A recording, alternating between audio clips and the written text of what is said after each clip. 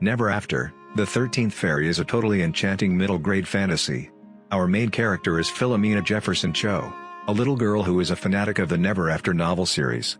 These series were planned to be a set of 13 novels and tells the story of adventure in the world of Never After, where fantasies are convoluted and retold.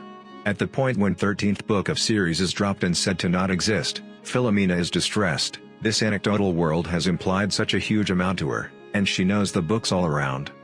At the point when she runs into one of the primary characters, Stalker, she can barely trust her eyes. But then, she finds that she can project the spells from the books, and after a series of unfortunate events, winds up in Never After, the world she never suspected could be real. She later discovers that she may have an unforeseen and critical task to carry out in it all. Blended among Filomena's story is the story of Cruz, the 13th Fairy, in a preface that is partitioned all through the book. Seeing everything meet up was totally exciting. What I loved, Filomena is a great main character, and she encounters a ton that would be average of the age group experience, for example, feeling like she doesn't fit in, attempting to discover her place, and sort out what her identity is.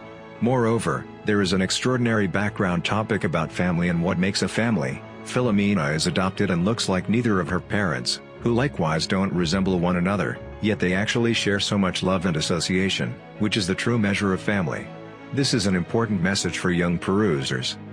There are additionally some fascinating topics about ethical quality. For example, in the event that somebody does something awful for a valid justification, where might that fall on the scale? Just as the molding of history by the individual who is doing the telling, where a few occasions may happen diversely in the retelling than the established truths. These topics are woven all through, and I discovered them extremely interesting and profoundly convincing.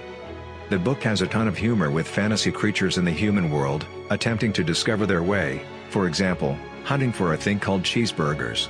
This sort of humor was brilliantly all through the book. I would definitely to look at the following novels, and I think this is an extraordinary beginning to a truly fun series.